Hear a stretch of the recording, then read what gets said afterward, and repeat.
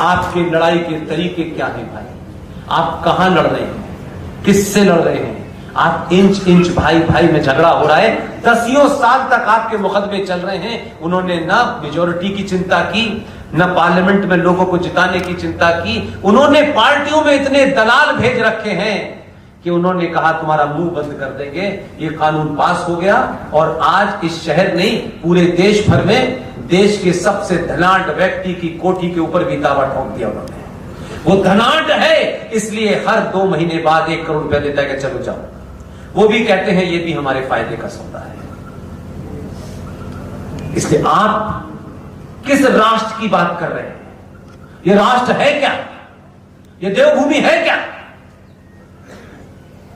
एक नहीं, आपकी चुप्पी, आपकी कायरता ने, हम सब की कायरता ने और लालच ने यह स्थिति कर दी है कि आज भारत का एक प्रधानमंत्री जो राजकाज चलाता है, कानून से चलाता है, संविधान से चलाता है, वो चला रहा है, चलाने दीजिए।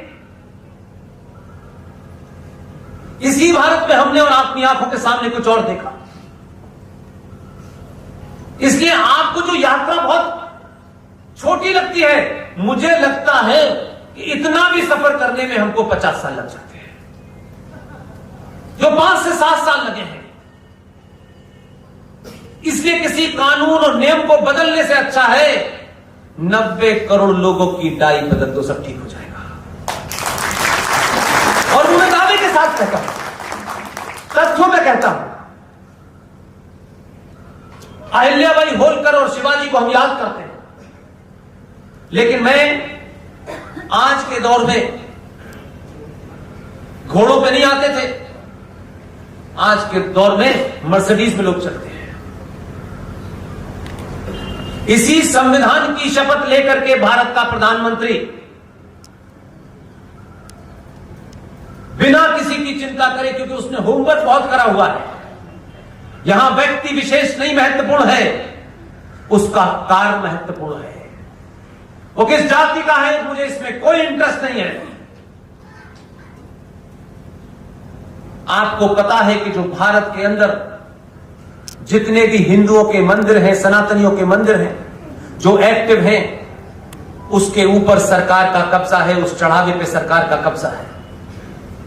ये लड़ाई कभी किसी हिंदू ने लड़ी नहीं लड़ी, तो क्या लोगों में चेतना जगाने की कोशिश की कि 10-20 पागल पैदा हो जाएं, जगह जगह चिल्लाएं? उन्होंने भी चुप्पी साधी रखी।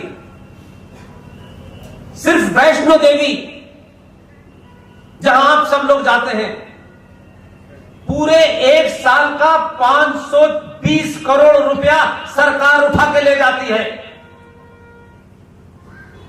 देवस्थानम बोर्ड तिरुपति 1300 करोड़ रुपया सरकार उठा के ले जाती है, मेरे दान के पैसे को। अगर मेरे पैसे को सरकार लेती है तो कम से कम मेरे काम में वो पैसा लगाए। इसलिए जिन लोगों के पेट में दर्द हो रहा है, जो ये चिल्ला रहे हैं 349 करोड़ रुपया बनारस में बाबा विश्वनाथ के मंदिर के कॉरिडोर में लग गया है, हमारे पूरे मंदिर जो 1 लाख से ऊपर हैं, उनके चढ़ावे के सामने ये 1% है। इसलिए अगर वहां हजारों करोड़ रुपया लग करके भी, उस कॉरिडोर को बना करके भी बाबा विश्वनाथ के ऊपर से उस आताताई औरंगजेब की छाया को अगर समाप्त किया जाता है, तो पूरे राष्ट्र को उसका साथ देना चाहिए।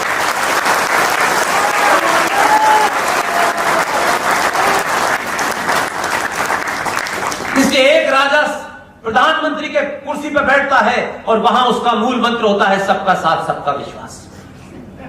वो संविधान से चलाता है, लेकिन जब राष्ट्र की चिंता करता है तो मैं और आप तो कुछ भी नहीं है।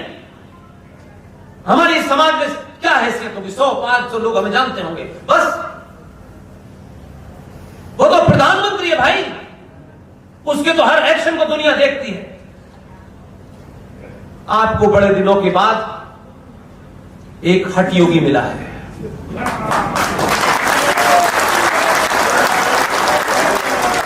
मैं कोई बात आपसे भावनात्मक नहीं करता। उसने ये पहले दिन से चिंता नहीं की कि मेरे बारे में कोई राय क्या बनाएगा। उसने कहा राय तुम्हें जो बनानी हो बनाओ, मैं अपने एजेंडे से दाएं बाएं नहीं होने वाला। इसलिए जिस भारत के अंदर प्रधानमंत्री मंदिर नहीं जाता था क्योंकि सेकुलरिज्म का भूत सवार था, आपके बदलने से भारत का प्रधानमंत्री अयोध्या में मंदिर की नींव भी रखता है और भगवान राम के सामने लमलेट लेता नजर आता है, राष्ट्र को प्रणाम करता है और कहता है कि मैं भारत का प्रधानमंत्री हूं, संविधान से देश चलाऊंगा, ये मेरी आस्थाओं का मामला है, इस पर कंप्रोमाइज नहीं करूंगा। इसलिए चौंकाने वाली बात यह हो सकती है, लोग कहें ये कैसे हो सकता है, ये पहले भी होता था, आज भी हो रहा है, अब होना शुरू हुआ है। इसलिए लोगों को लगता है कि ये सिलसिला कितना लंबा चलने वाला है, इसलिए वो परेशान है और बराबर आपको जगाए रखता है। उत्तराखंड के वासियों, कम से कम आपको तो ज्यादा धन्यवाद देना चाहिए। वहां उत्तर प्रदेश से चलता है, उसे लगता है कि कुछ लोग अभी नहीं जगे तो केदारनाथ में आके बैठ जाता है, फिर दोबारा दिखाता है मैं हूं प्रधानमंत्री हूं भारत राष्ट्र का, इस राष्ट्र के प्रति मेरी जिम्मेदारी है, देश संविधान से चलेगा, चला रहा हूं, उसमें कोई बेईमानी नहीं कर रहा, मैं जो योजनाएं देनी चाहिए वो दे रहा हूं। लेकिन राष्ट्र अगर कमजोर होगा तो लोग मुझे प्रधानमंत्री तो इस देश में बहुत हुए, इसलिए याद करेंगे कि मैंने राष्ट्र को बचाया। इसलिए तिलक लगा करके 4-4, 5-5 घंटे पूजा करना ये सेकुलरिज्म के खिलाफ नहीं है, ये उसकी अपनी पहचान है और यही राष्ट्र की पहचान है।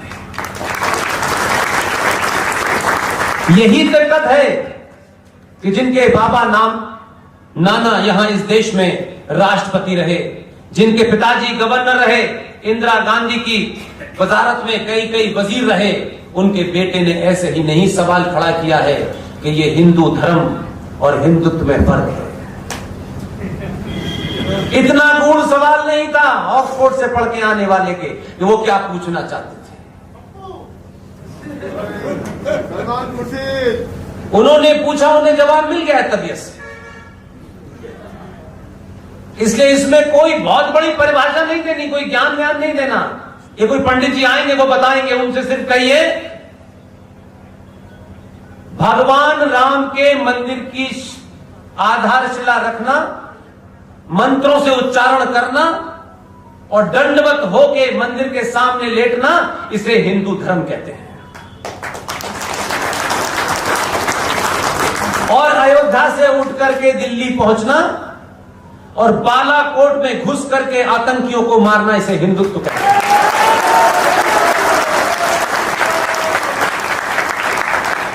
सलमान खुशी से पलट के सवाल पूछिए, हमको हिंदू धर्म की परिभाषा न बताएं।